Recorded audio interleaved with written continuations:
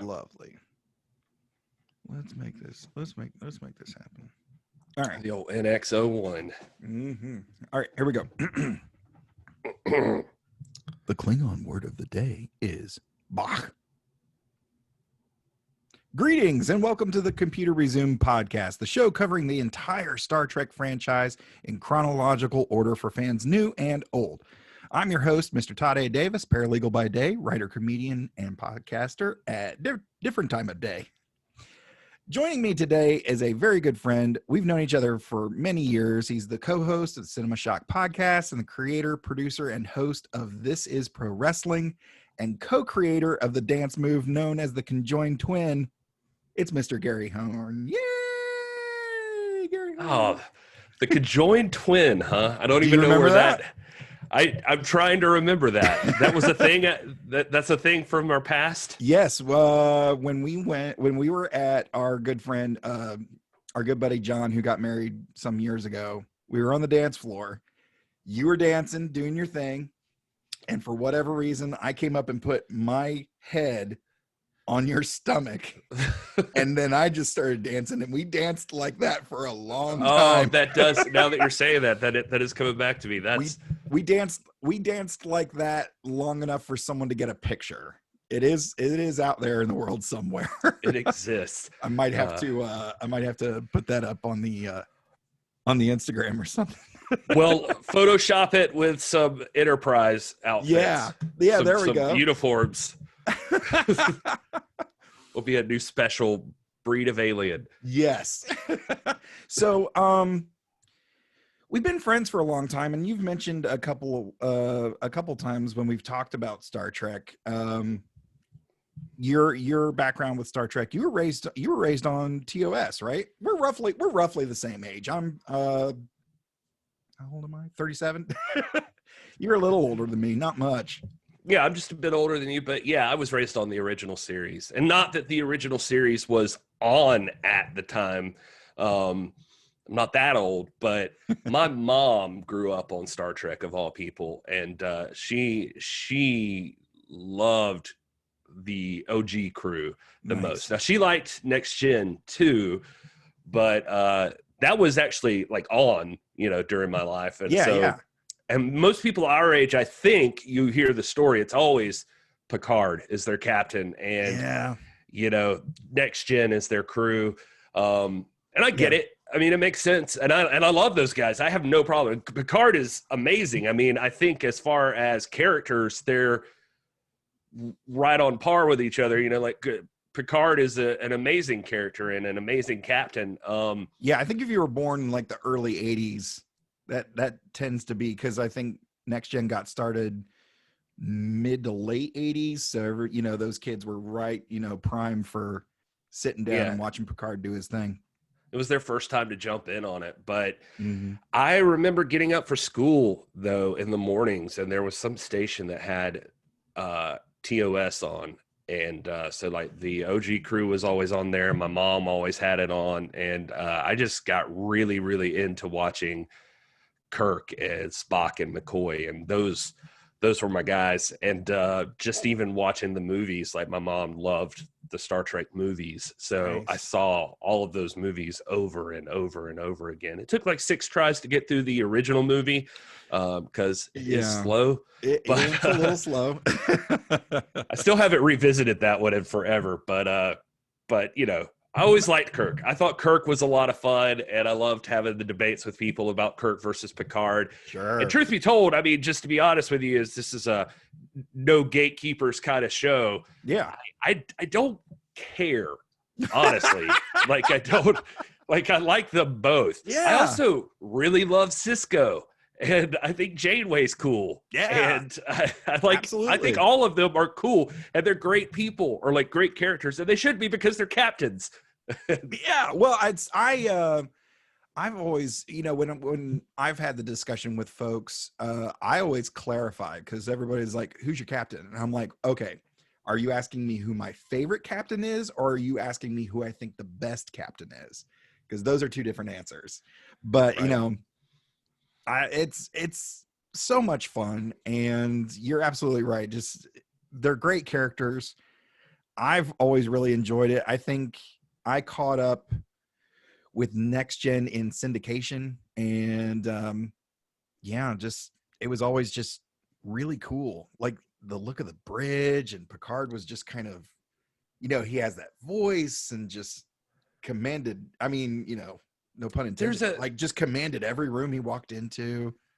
Yeah, I'm not a fan of the all beige bridge of the Enterprise D, but I get it, and yeah, I mean it's familiar, and I love a lot of things. I actually was a huge fan of Riker too, so I really liked number one. I thought it was cool, like Worf and Data and stuff like that. So there was a lot to play with in the imagination, but something still to this day, man, I could throw on an original series episode anytime, and it feels like for me, it's short-lived. It's like 3 seasons, then technically a 4th if you get that animated series in there. Oh, yeah. And but there's something just, it's campy and fun, and just the colors and the way it looks, like it's like a real slice of the 60s, man. Yeah, it's just a lot of fun. Granted, it's taking place way in the future, but yeah, from the production standpoint, and even from the writing, like that's always something that I bring up whenever I'm talking to anybody about Star Trek, is there seems to be this thought of like, oh, the original series is cheesy. I'm like, okay, hey, look, yeah, it was, they were on a shoestring budget at first, bad costumes, poorly constructed sets. Okay, I'll grant you that. But look at the writing. That writing is top notch, and we're concept of Star Trek. Yeah, not to cut you off, but I mean, just the whole entire concept of it. And you could say crappy sets, and I mean, it is cheap, but and this could be just a continuity thing. But don't tell me that ship and that bridge is not responsible for most of sci-fi going forward ever since, which is why you're doing the show. I'm just saying, I mean, think about that too. Like they never had to change much about the bridge. The setup's pretty similar in all of these. Yeah, you're right. Well, they kind of nailed it. Yeah, they really did. And it was so funny when I mean, because it's been maybe a year, maybe 2 years since I actually had the initial concept for this show, and I talked to you about it, and you were you were pretty hard with me of like, you're going to have me on that show. I'm going to be on that show with you a lot, maybe co-host. And then you got involved with all your projects. It's like, look, I still want to be on the show. It's dude, I have to talk about it. I love the opportunity. There's not many people. My wife recently, just because of Discovery, has gotten super into Star Trek too. So like right now we're watching, like we finished with Discovery, we binged that whole thing. Now we're watching Picard. Tonight, literally after this, she wants to watch a Star Trek movie. So I think I'm going to start her with 2.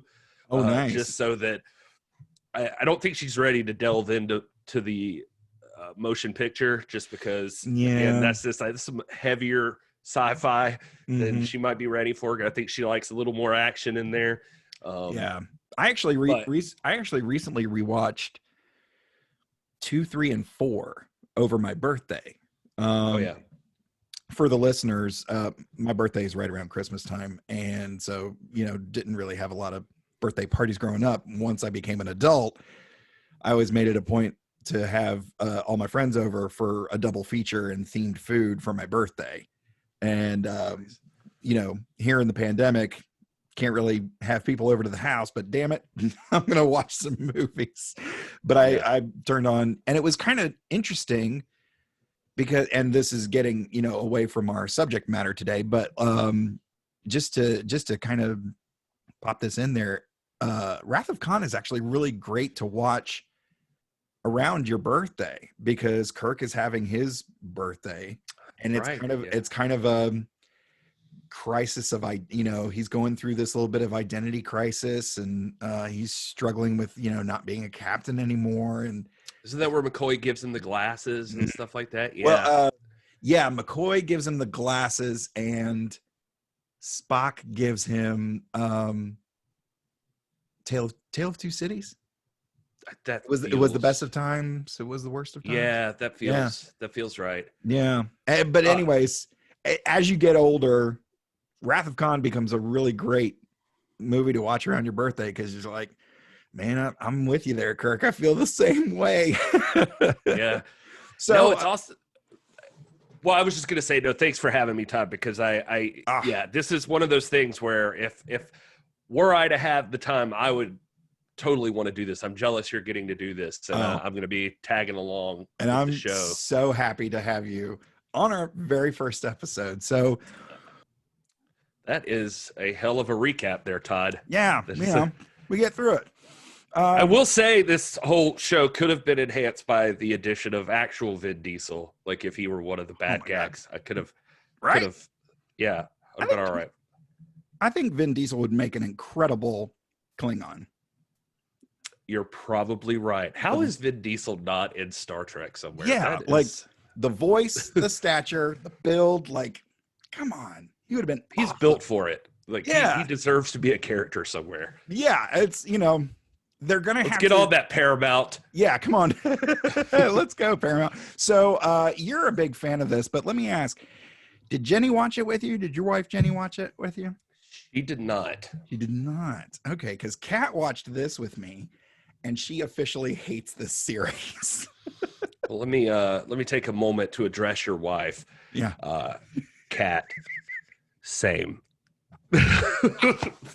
I wanted to establish up front how much I hate or how much I love Star Trek, like right at the beginning, because I love Star Trek and I haven't seen this before. But no, screw this. Like what is this show? If there's anybody out there, like again, this is all in the spirit of fun and acceptance, but it's not a secret that the series Enterprise is one of the least favorite series of the franchise. I enjoy it. I'm able to look past some things, but it's a little rough. There's a girl that works with my wife, and part of the reason my wife didn't even get involved is because she's dipping her toes into Star Trek lore right now. Like she's trying, and so Discovery is really her first series of Star Trek, and so she's doing that now. She's doing Picard with me, and she's aware of certain things. Like she knows who Kirk and Picard and Spock and Data and all of these people are. Like she knows who they are. They're pop culture icons. So. Right. She knows what the Enterprise looks like, all of those things. Right. So she fell in love with like in Discovery, like Captain Pike and all of that stuff. Like, so she's looking forward to that being a series and all of that stuff. So anyway, I say all that to say that she has had me fill in gaps for her, like when something comes up, or like tell her a little bit about like when I guess we don't want to get too spoilerly, but where it would be beneficial for you to know timeline situation stuff, like where is this taking place now, where is this taking place, right? And so you explain like some of the time with like the original series, Next Generation, where's Deep Space Nine, where's Voyager, like those kind of things. And so anyway, I'm rambling, but the girl that she works with is a huge Star Trek nerd. Like her and her husband go to like the conventions, they do all this stuff, but they're friends. And so this girl is giving her advice on Star Trek too. And so apparently she told my wife that she hates Enterprise. That she's like, no, that's my least favorite one. Like her favorite, I think her favorite captain is Cisco, and like Deep Space Nine is like her favorite. But she told my wife, she's like, there's nothing like maybe in the last season of Enterprise or something, but it's like anyway, so I just kept her out of it, and I watched the first one, and she asked me the other day, she's like, what do you think, should I have watched it? And I'm like, nah. Like you shouldn't have. Like it's just anyway, go ahead, Todd. I think Kat was pretty much against it, like maybe halfway into part one. She was just like, oh, this is awful. Well, and I think she was not super down with the crew. I think specifically Archer and Trips, pretty sexist treatment of T'Pol. That's a huge one for me too. Yeah. To be honest with you, there's a lot of stuff in this episode that just doesn't feel right. It doesn't. It doesn't. There's things, obviously, like you could go through any one of the Star Trek series and probably find like little things that culturally you wouldn't do now. Mm-hmm. But this is weirder because it is newer, and it feels like in some ways it's even more backwards than some of the other stuff. And, I was talking about it with Kat, like after we watched it, and I said, this should be a great series. And it is on paper. Like you get the birth of the Federation, you got this, to be honest, I really dig the NX-01. It's super like cool rough design. And gritty. Yeah, it's a cool design. I kind of like that it's still very submarine-like, which if you look at Star Trek as a whole, it's a submarine drama. Like watch, Hunt for Red October and movies and, U-571. Like watch those movies. They feel very Star Trek.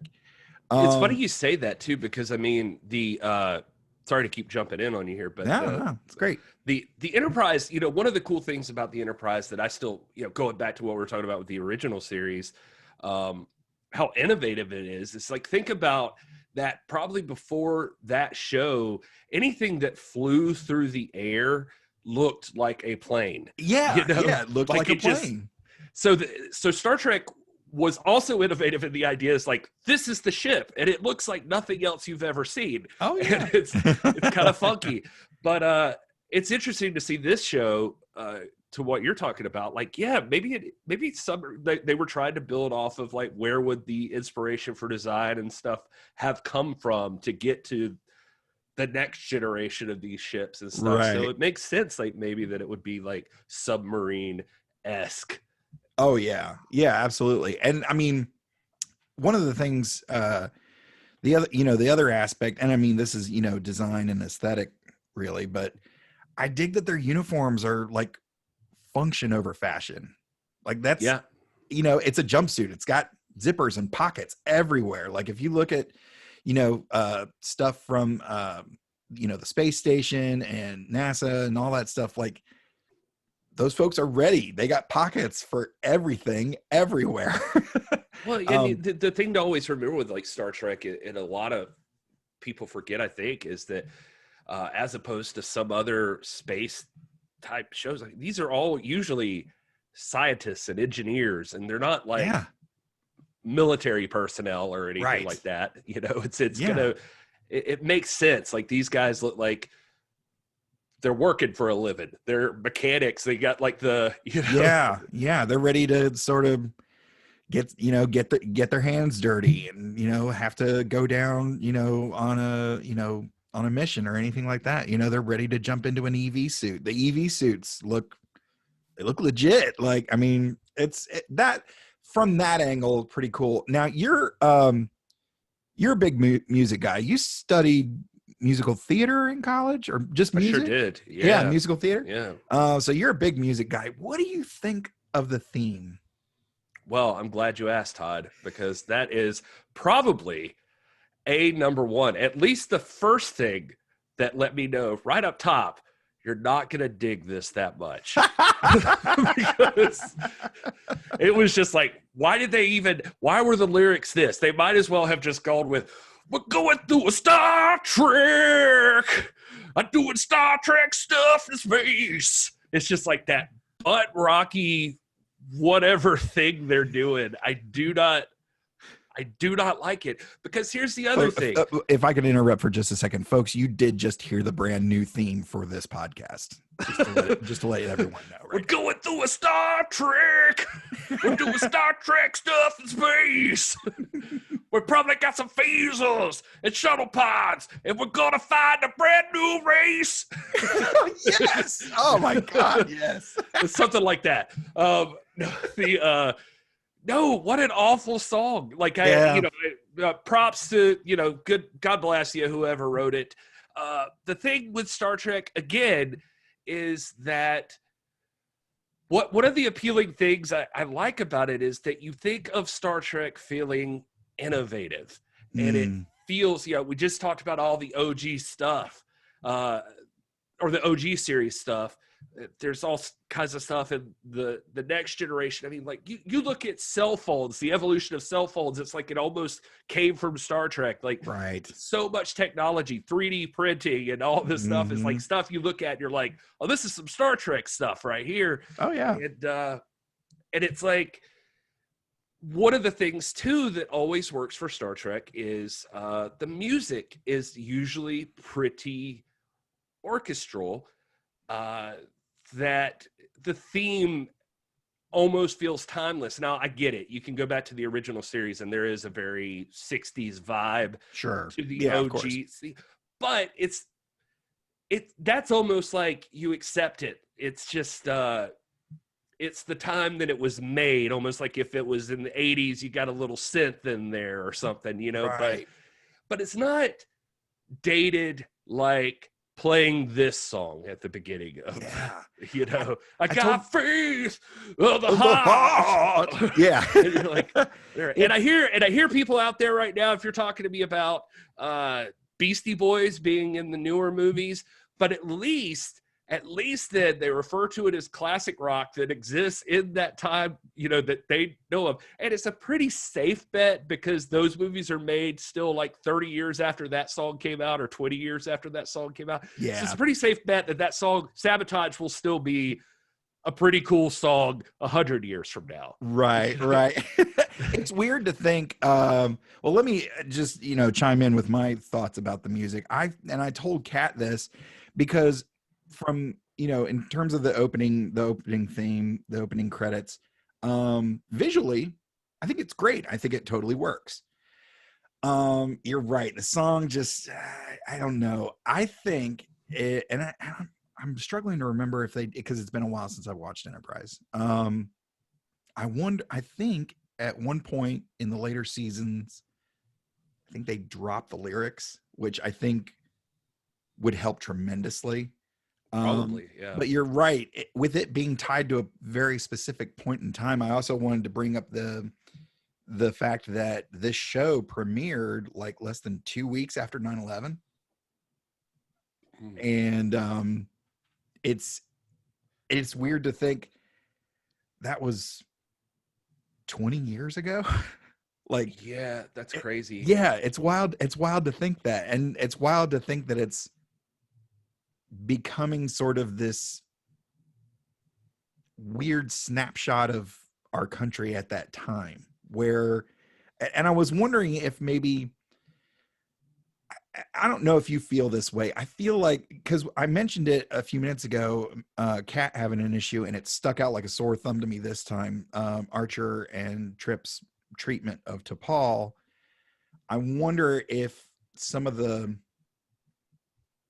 thoughts and feelings and emotion and like that amped up masculinity of like, we just got attacked, I'm gonna go kill those bad guys, you know. I wonder if some of that bled over into Star Trek, you know, instead of Star Trek being something we aspired to, I was about to say it actually became a reflection of us at that time.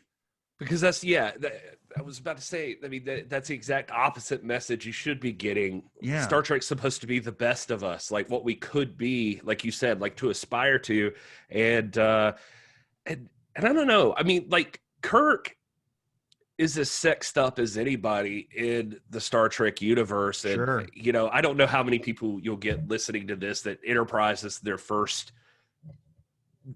dipping their toes into Maybe Star Trek. So it may be. And so I'm going to say, I mean, a lot of this can sound hypocritical.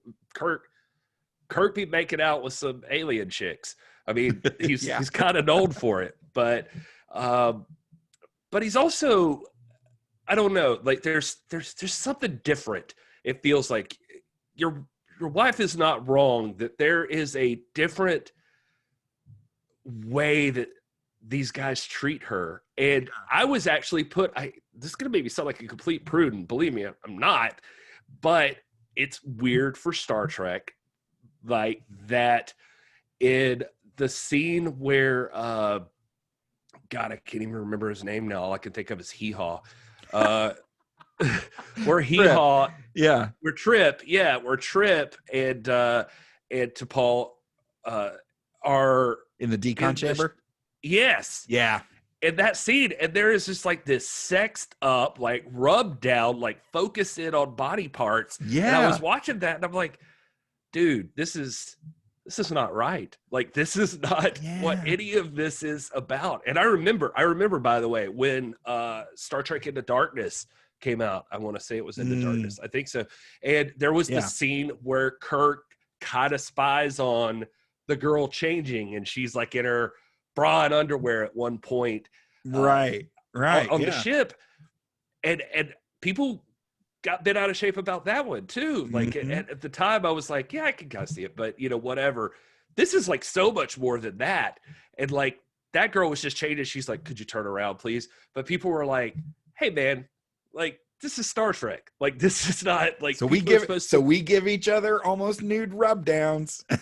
This is what we do. Like, because well, it's not even so much them. Like they, for the most part, they get some awkward close moments, but it's not that they're being overly sexual in that scene. It's the camera work in that scene. It's like focusing in on her tummy.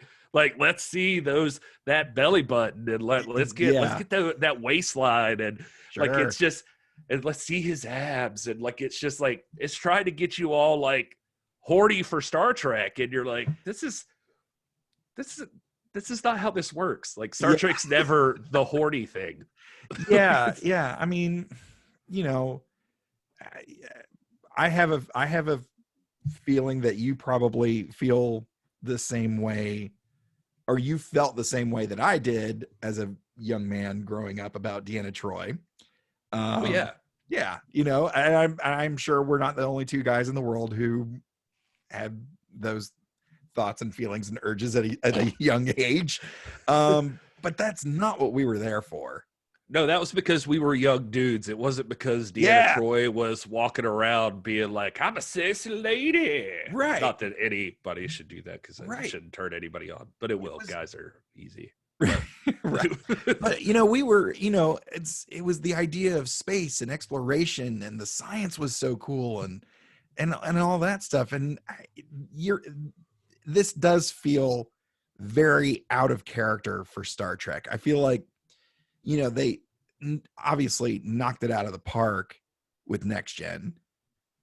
Deep Space Nine and Voyager, I feel like, were really, really good, but not Next Gen. And then after that, it felt like the studio was just kind of worried about the series ending. So they were like, hey, give us another one. You're green light to series. Like, this is not usually how a series happens. Like, there's usually a pilot, and then there's maybe a month between that next episode to like, hey, are we sure? Okay, let's go into production. But it seems like they were pretty much, oh, it's Star Trek, you're good, go ahead, whatever. And it seems like okay, all right, so what do we want in a Star Trek series?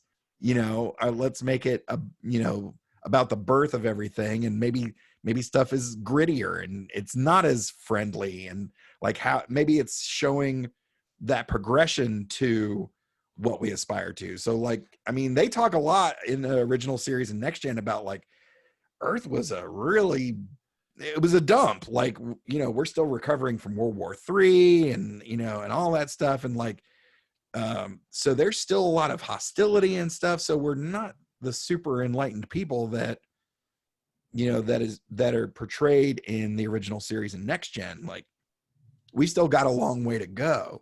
So I kind of wonder about, because now I look at Discovery, and Discovery is such an open and welcoming and accepting, not only story but production. It seems like Discovery is going to be out of place being placed between Enterprise and the original series. Is that making sense? Do you see what I'm saying? Yeah, it absolutely makes sense. And you may be onto something with what they were thinking, because hindsight looking back is, like we said, like right after 9/11, especially, you'd think, well, this is a perfect time to show humanity coming together and like their first advancement into space and warping around the universe. Right. But instead, it does feel like you said, maybe somebody was just like, give us a Star Trek show. And they just base it on, it's really dated is the problem. To me, it feels the most dated, oddly, of any of the stuff. Yeah. To me. Even the thing from the 60s, it's right. It actually feels more dated. Yeah, it just feels like it goes with that butt rock soundtrack opening, and going into this, it feels like it belongs like right alongside Xena Warrior Princess and Hercules, or like Walker Texas Ranger. Like it's just a not to knock those shows, but just another one of these like shows you hope makes it into syndication and just like you just make some extra money off of later. It didn't, I don't know the creators, so I can't speak for them, and who knows what the process was, and what they went through. It's just, there's stuff in it that, especially honestly coming off of Discovery, which is the most recent thing I watched, or watching the world that's set up in a show like Picard, and you just, in the memories you have of what makes Star Trek special to you, this is a pretty jarring difference from a lot of that stuff. And there's obviously thought, right? Like at the beginning, I think the officers that he's talking to, that Sam, that Archer is talking to, are like Leonard and William, and it was like what was the other name? It was Admiral Forrest. Mm-hmm. So it was like, obviously it's like William Shatner, Leonard Nimoy, Forrest Kelly. Sure. Like they're playing with that. Right. So they want to give you a call back there. There's stuff that they seem to want to hint at later. And there's fun stuff too, right? Like there's fun concepts of like beaming. I get the mistrust of beaming. I would not beam right now. I would not transport right now, even because it's creepy and it's weird and it's uncomfortable. I'm still anti 3D TV. So unless you can convince me that Picard's standing in my living room, nah, I'll save my money. Yeah. Well, it's just, oh man, we could do a whole show on just transporting, but it's just like, how do you break down somebody's everything and rebuild them later? Like, what is consciousness? Right. Your soul. Like, how does that just is it a clone of the person that gets sent there? Right. Like, what exactly is happening? Like, but anyway. You're turning it into energy, and then literally transmitting it somewhere else. Like, what about the energy that makes up your personality? Like, does that go through too? Like, that's what I'm saying. Like, what is consciousness in general? Like, how is that the same person? It's like, I don't know. It's a weird concept, the whole thing. But maybe when people dig up this episode 300 years in the future, they'll be like, these freaking morons. I think one of the things that we're giving Enterprise a lot of grief here for a lot of things. We talked about some of the design being cool. We're not but we did talk about some of the design being cool. I'm gonna give you who I think is the bright spot of this 2-part beginning of this franchise. Can I tell you one Travis thing? Travis Mayweather is the bright spot of this whole thing. Really? That's Trip? No, that's the pilot. The boomer?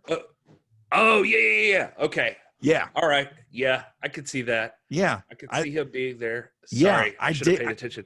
I really like as far as characters in this one, mine would be, gosh, I would say Hoshi. Like I thought that she was the best. Like she seemed like a genuinely Star Trek character, like a very just cares about learning and education. I think she's kind of cool. Like she's got a cool story Like she's a universal translator before there's a universal translator. She's kind of building the universal translator. Like exactly. Yeah. Like there's some because cool they're like, stuff hey, with we have her. this universal translator. It's like, oh, there's a Klingon, so this is worthless.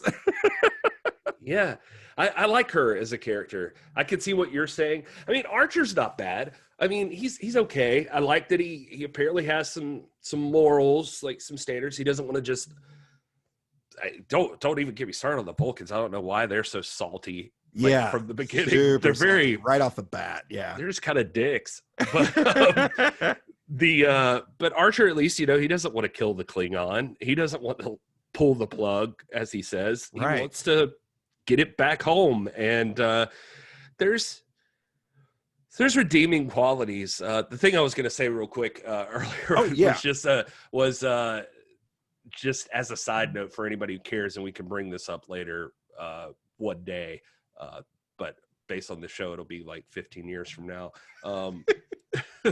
Mayweather, Ensign Mayweather, he's saying when they're talking about the transporters, and I think he's telling Trip, like, they're talking about beaming stuff over it. He's like, Captain Archer wouldn't even put his dog through this thing. And Captain Archer, I was reading about this, apparently has a beagle named Porthos. Yep. So in the Star Trek J.J. Abrams movie, Scotty is abandoned on a planet, and he says part of the reason for his punishment is attempting to prove a transporter theory correct by transporting Admiral Archer's dog, and it never rematerialized. Yeah. So, because that is an interesting part about this, by the way. Another thing, sorry, I'm all over the place, but no, go ahead, man.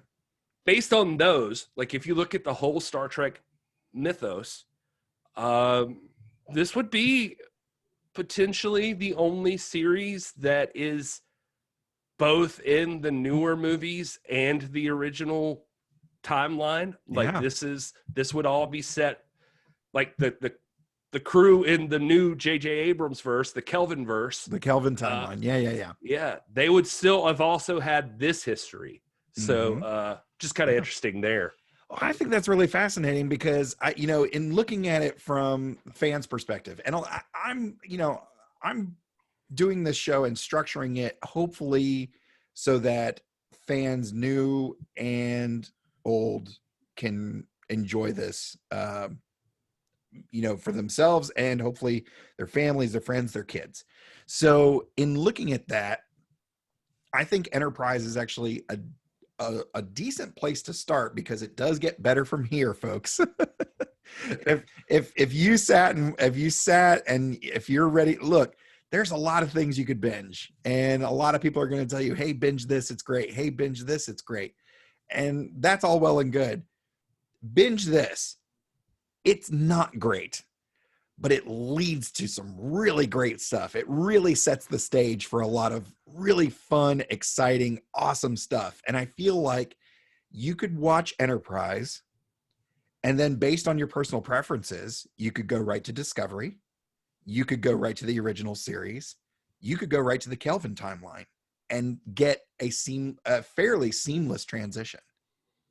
It is interesting. Yeah, I mean, they're obviously trying to give you the backstory on a lot of different features of the Star Trek universe that we take for granted just knowing now. It's going to be interesting if you are a new person and you're listening to this and Enterprise is the first thing you watched.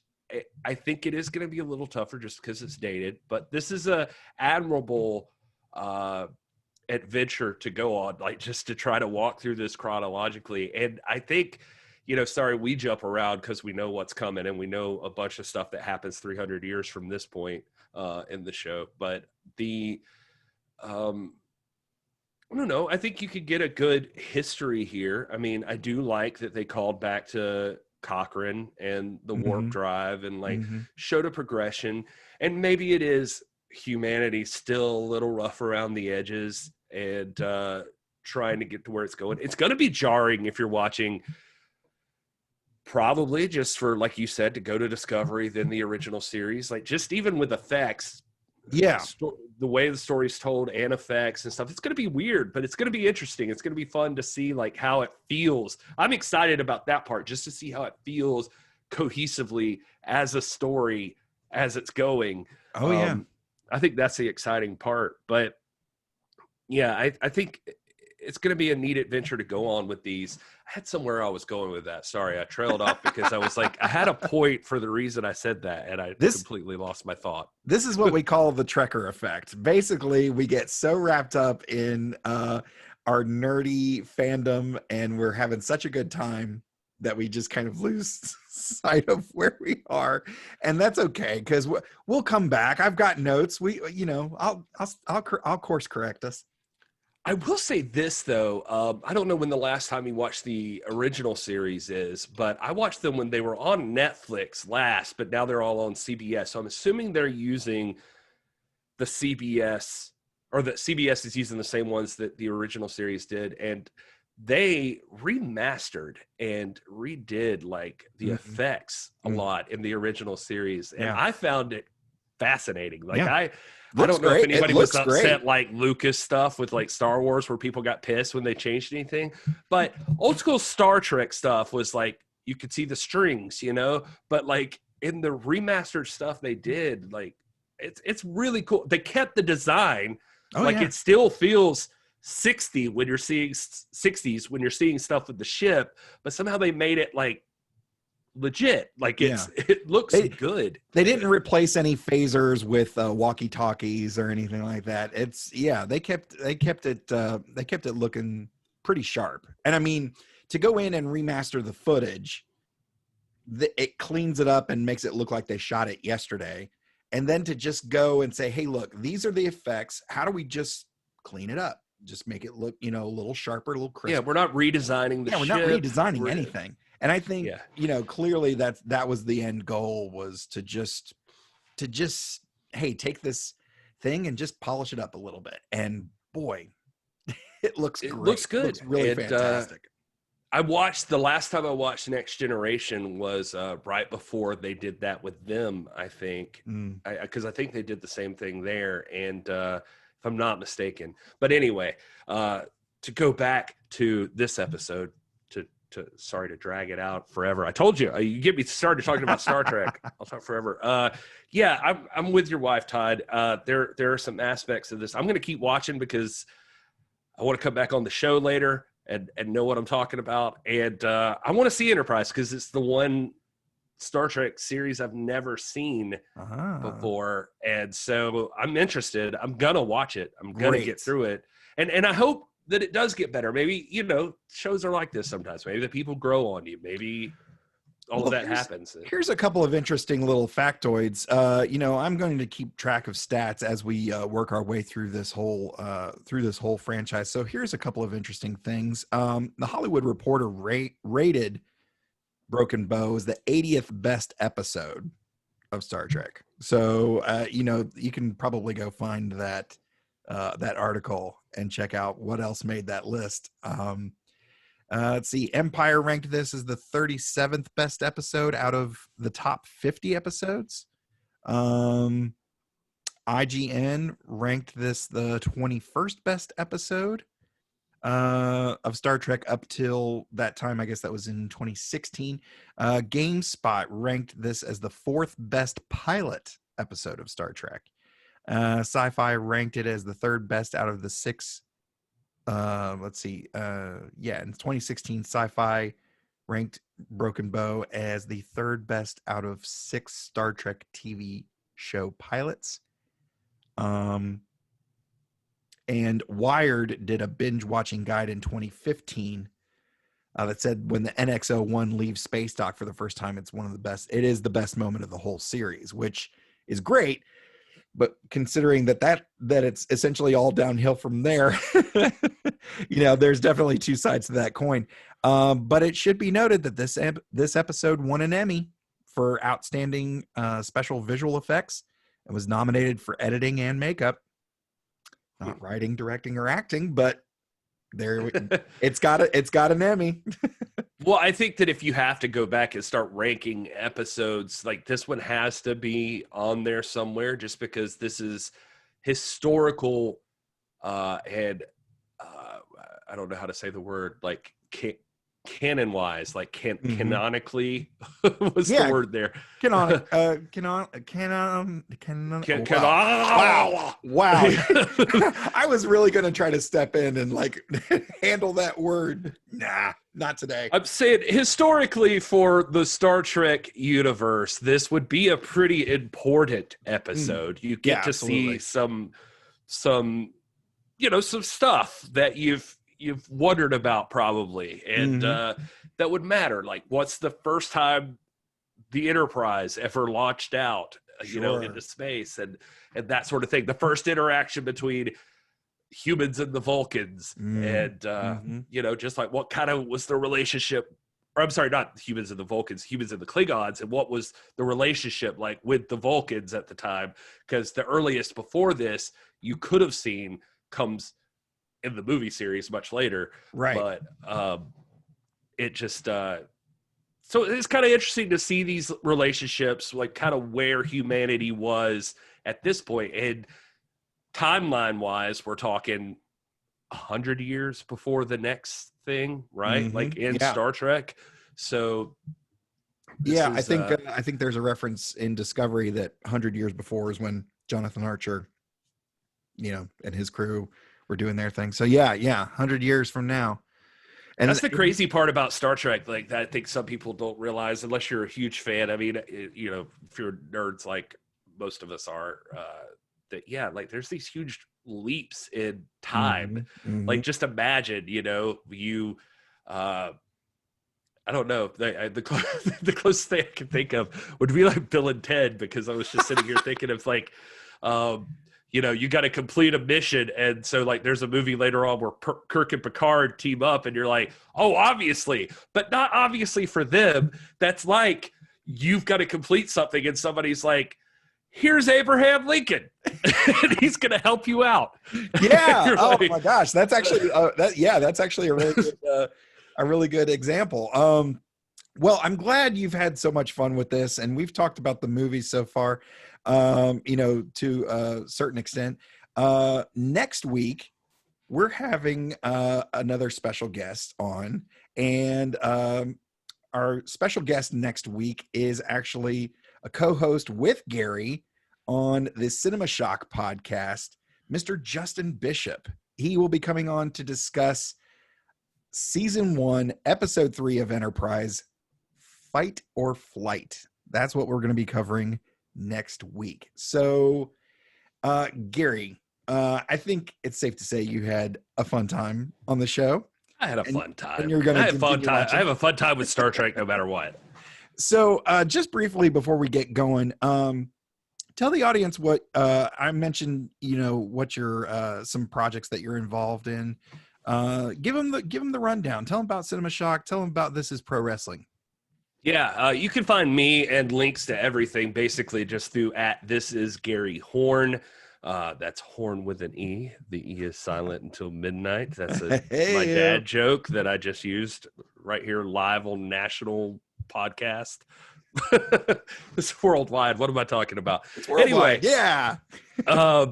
Anyway, so there, but also the shows are Cinema Shock, which you're going to meet Justin next week. He hangs out with Todd and I when we do that show. That's @cinema_shock or cinemashock.net. You can also find my wrestling show. It's This Is Pro Wrestling. It's @TIPW Show.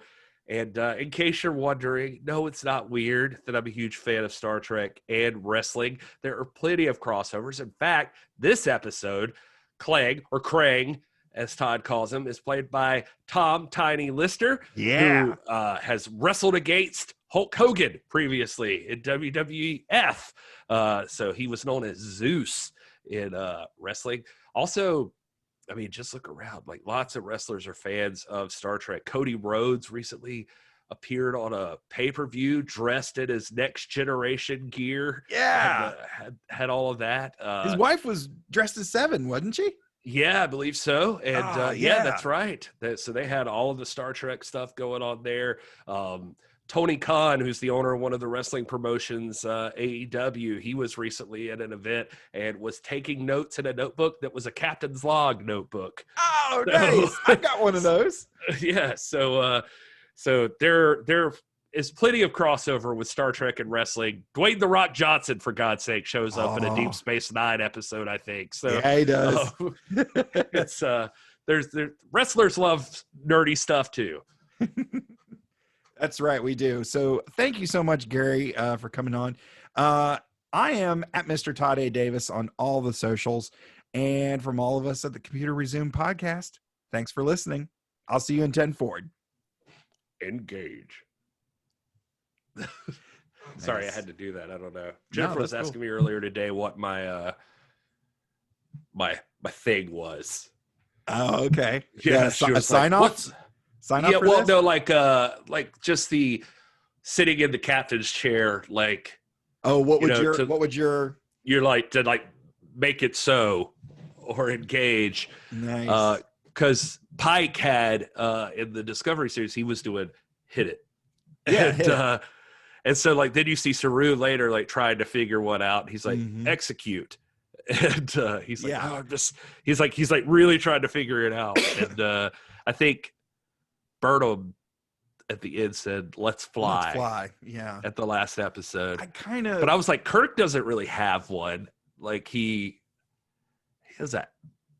I don't think he ever had like a I think set. he just it was always thing. like him giving the command and whoever's well, it was usually Sulu on the helm, aye sir.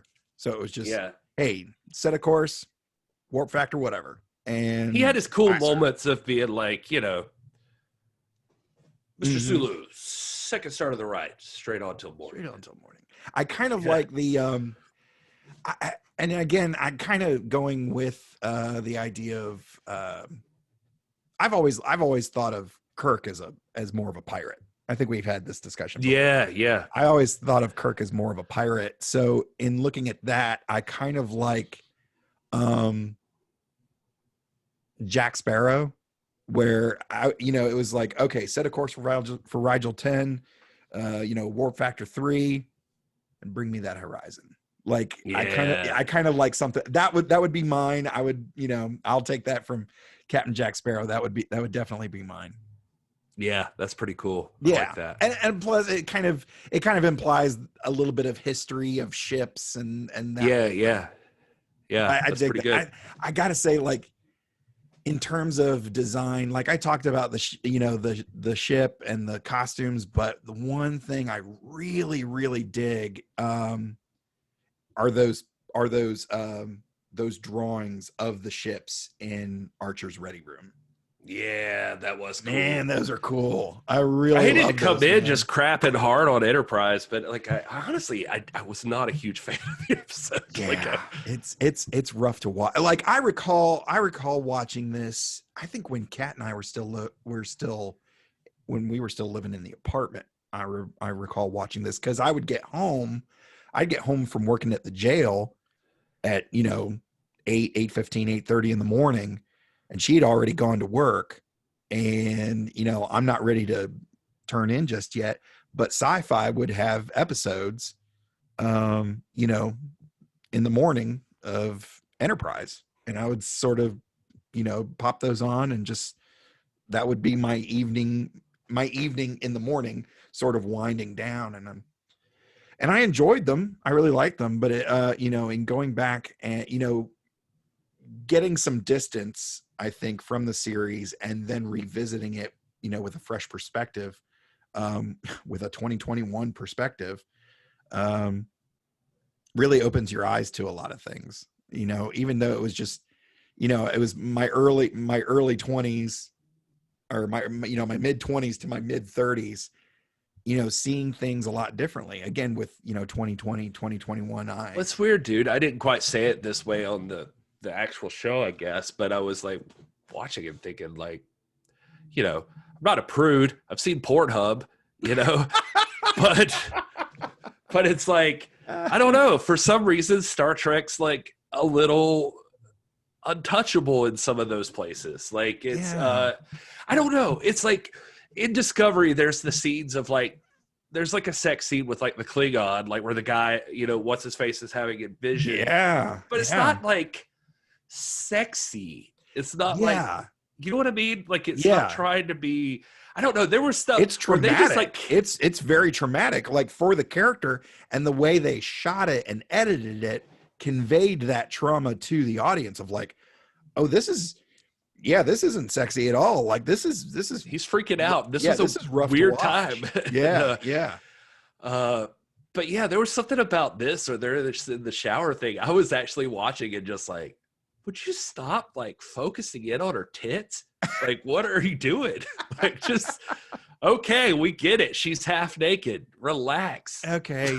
Like, All right. Turkeys are done. We get it. Like, just yeah, it's she's hot. That's fine. yeah, I understand. That's fine. But There's been plenty of hot people in Star Trek, and you didn't have to like just long shoot on her stomach. Yeah, like, and it was just with the whole close up of his hands doing stuff like the thumb drifts under the clothes, and you're just like, oh yeah, like really seriously. I'm with Kat on some of that, and then they were just kind of. I was impressed, not necessarily a good way. Where he's talking about like, you have no idea how much restraint I have just not knocking you on your ass, and I'm like, really? Well, aren't we enlightened? I know. Well, Archer, I think just now proved Kirk their is point. yeah. No, I think there is an episode where Kirk definitely slaps a woman. Like, yeah. And I kind of have to. This is, I think we've talked about, okay, who's your captain? So who'd be your helmsman? So we'll do a whole episode of like who's yours. But I think I've always said that my doctor, my CMO, would be Bones McCoy. And, clearly the technology is better in the later shows and, medical advancements and knowledge and all that stuff. But I always had this image of there's an episode where, for whatever reason, Universal Translator wasn't working or whatever it was. And I don't know if you recall this or not, but there was a pregnant woman who did not want Bones touching her, examining her, and she's giving birth, like turtle head's poking out, like it's coming. And she keeps like slapping him away, pushing him away, and the whole thing. And at one point he decks her.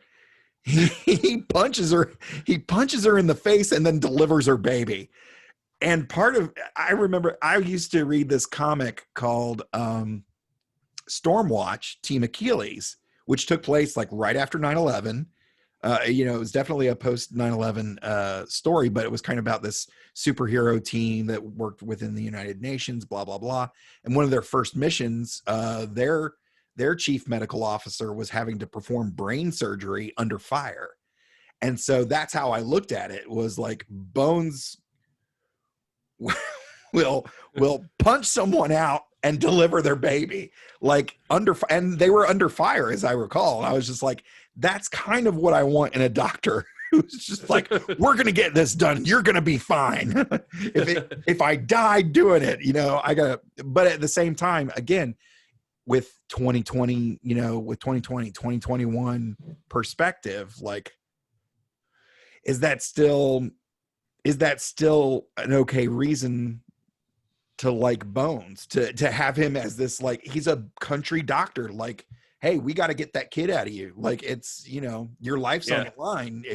All right, here it comes. Bam. Here's some anesthetic. Bam. So, I think those are interesting. And that's kind of like some of the discussions that I want to have of like, here's the perception as it was when we started 2020, 2021, in a post-Trump presidency, and in this age that we're living in. How do we feel about this stuff? How do new fans feel about this stuff? How do old fans feel about this stuff? Because I think it's going to be a bit revealing for some folks. I clearly I'm seeing it in myself of like, hey, I thought this way in my 20s. Hey, I thought this way in my teens. Hey, I thought this way when I was, 9, 10, 11 years old watching Next Gen for the first time. So, I mean, I feel like Star Trek is a great show, a great franchise to reflect on who we are, and also ponder what we could be. And then as we get older, to revisit those things, to revisit those thoughts and feelings and emotions and personal drives and, you know, all that stuff, to really to see where we're at, to see how things have changed, you know, based on the world we're living in now. Yeah. Well, I mean, when you get ready for those shows, I mean, one of the things I love about the original crew is I feel like, especially through the movies, like they get a chance to be like real fleshed out human beings. Mm-hmm. Not human beings, but characters. They get to be fleshed out characters that, I don't know, just the idea, like, for my money, squad goals, as they say, Right. You know, it's hard to beat like Kirk and Bones and Spock and having Scotty there and Sulu and right, you know, like Uhura, and it's like that's a fun squad to have together. They all got these distinct personalities. But even like with Kirk, it's like I don't like Kirk because he's perfect. I like Kirk because he's not, and he's trying to make the right decision, and like but sometimes he's impulsive, but he's got his friends to back him up, to like help him out. And like, so sometimes he's not always on the right page. And there's times, I mean, hell, when you get into the later movies, like he's racist. Like he doesn't like Klingons. A Klingon killed his kid. So he's like labeling all Klingons that way. So in a sense, he's dealing with his own like racism. You know, yeah. Well, like, I fucking hate these people. Right. And I thought, you know, in dealing with, you know, there's been here more recently some comic book characters that, you know, for whatever reason, okay, this character's gay now. And I always felt that was kind of a little bit of a cop out in terms of writing. I was like, well, why don't we explore this aspect with a character? And I think I started to feel that way when they made the original Green Lantern. Okay, the original Green Lantern, Alan Scott, is gay now. Oh yeah. And I was like, I always felt like it would have been kind of cool to see one of those golden age characters who we would think of as, actually, I guess technically they would be before the generation before boomers. So I would think it would be interesting to see them come to terms with their own prejudices. And yeah, they're fighting bad guys and saving the world and all that stuff, but maybe they think a certain thing about a certain group of people. And I would love to see that unfold. And I don't know that it ever has, unfortunately. I would love to. I mean, people, I think I get what you're saying. I mean, sometimes woke culture just wants to just make an immediate change to be like, no, we're cool with everybody. But sometimes the more interesting part is those, you know, having those stories like you know, it's just like, I love the Undiscovered Country, like part 6. Just, I think that's a part of the cool story is like Kirk grappling with the fact that he just fucking hates Klingons, and he's said it, and he gets recorded like some Hulk Hogan shit or something. Like he gets recorded saying like, I'll never forgive him. I hate him. You know, wish they were all dead, you know, essentially. And then that gets used against him later, and he has to like grapple with that. Like it's like, it's kind of fun, you know, and again, thinking about how Kirk views Klingons and everything, and how skilled Picard is at dealing, dealing diplomatically with Klingons. And then you think about the two of them working together on Generations, and you think, you know what? If Kirk hadn't died, I don't think they'd be friends for much longer. You're probably right. I don't think they would get along so well. Yeah, they're two different dudes. Yeah, for sure. They are two different dudes for sure. Man, this has been fun. It has been fun, dude. Yeah, I can't wait to come back. I'm gonna keep watching. I'm gonna keep listening. I listened to your first episode. That was fun. Yeah, You did a great job. Thanks, man. We're trying. It would be silly of me to think that this is the final version of the show. This is our It won't format, be, and no it'll matter never what change. you do. Yeah, it's gonna grow. It's gonna change. Things are gonna evolve. Hopefully, my skills in interviewing pick up a little bit so that I can, I think you were great, man. The important part is just doing it. That's the hardest part, even to this day, even for me, is just fucking getting it done. yeah.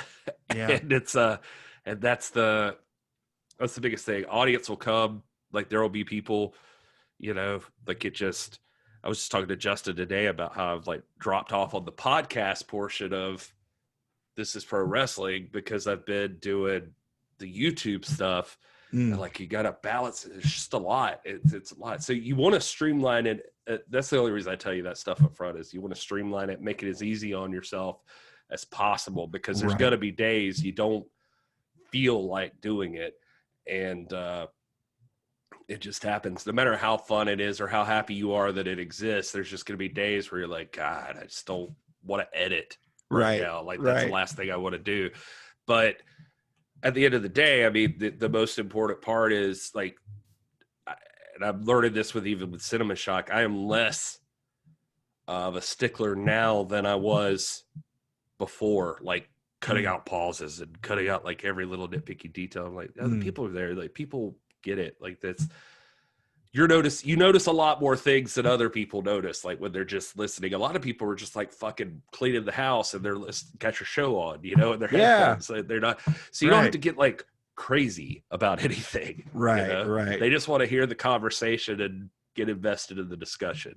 And so. Yeah, I think so. I think, because even in editing that introductions episode, I wanted to, a lot of what because Kat was a little timid about some things because it was very scripted, because I was basically just laying out the game plan, laying out here's our mission statement. This is what we're going to do with the show. But it was a lot of her repeating because either she didn't like the take or maybe flubbed a word or something like that. And so, I mean, we recorded for, probably 25, 30 minutes and cut it down to about 12, most of that was cutting out either dead air or us dealing with the dog or repeated things just to get it down to to that one thing. But well, for what it's worth, I could not tell. I did not. Oh, notice. Great. Awesome. Well, and I thought it was all like you guys just having a conversation. Oh, so. Great. Well, no, and she'll be happy to hear that too, because I know that she's a little self-conscious about that sort of thing. So, I also cut out. I was like, okay, ums and gasps. So I was just like, if I could just trim those down and I was basically just working my way slowly through the episode, and that I cleaned out a lot, just on that. And I think I'm slowly building a bank on my computer of the different sound effects and music and stuff like that. So hopefully it'll be, I can drop those in super quickly. And I think that the trick will be is like, I know this from Cinema Shot and ums. I'm still trying to work on myself for just not doing it anymore because Kat it said drives the same me crazy. thing. Yeah, she said just don't do that when you record. Yeah, okay. It's just hard. Like you don't realize how much you do it until you're like listening to yourself talk. Yeah. But where was it going? Oh, I built a bank of sound effects. I had like Psychotronic Pod Essentials, and I had like the mom quote, like Edward Furlong scream mom, and like different things. But it got to a point where I was like trying to find where I could put them, and so then that took extra time. And it's like I shouldn't worry about making sure they're there. It should just be if there's naturally a spot that fits, then it makes sense. I did in the introductions episode because I was like your door sound like that when you're introducing the guest, like that seems like that could get pretty streamlined. Like I know that I have to have the doorbell, the door opening, that kind of thing. Yeah. And again, it's a lot of, because I didn't want this show to just be like, all right, here's two nerds talking Star Trek. Like, I kind of wanted to make it a little fun, a little, I don't want to say, maybe a little Tonight Showy, where it's, hey, we got a little bit of production here, we got some sound effects, so to keep it pretty interesting. I think you're right. Well, I know you're right. I think the process will definitely get streamlined quite a bit once I sort of just dive into it, as I keep going, because you're coming on, or because Justin's coming on. We're basically gonna record 2 episodes back to back. You did essentially 1 and 2. He's doing 3, and then we'll do 4. And then Ren Sims is going to do the next 2, or at least the next 1. I'm probably going to just limit her to 1, just because she's busy, and I don't think I've ever actually heard her on a podcast before. But the folks Justin, JP, Miles, guys that have been, well, I shouldn't say guys, folks that have been doing it for a long time, who are well acquainted with podcasting, I think will be a lot better on the mic. So it's just because I don't know how she is on the mic, but based on her first appearance, may determine like how much. Well, there's plenty of episodes for her. No shortage of episodes. I don't know if you've looked at the list, but it's tried to group a lot of stuff together. And for single episodes, I do kind of want to, because that recap that 2-part recap is pretty long, and I try to between it's a complicated streamlining it and writing jokes, so it's kind of like having to chop it down and make it better.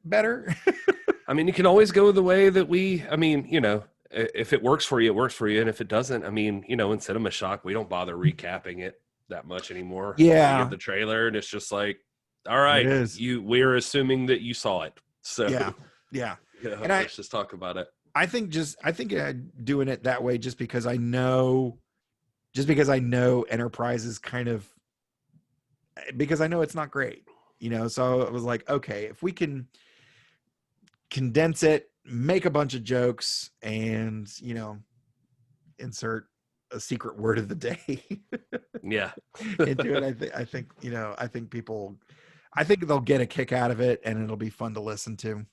So that's all I'm going for, and for us to have discussions like you and I had, where it's, we said positive things, we said negative things, but we also said things that were important to us that we think people should pay attention to in terms of pop culture and treatment of women, and a lot of things. I think we discussed a lot of really, really good stuff. So again, thank you very much for agreeing to come on and do this. Well, thank you, Todd. I'm gonna be back. Yeah, absolutely. We'll schedule again down the road for because I think even Ren's episode I'm scheduled to record with her before this episode drops. Because this is coming out.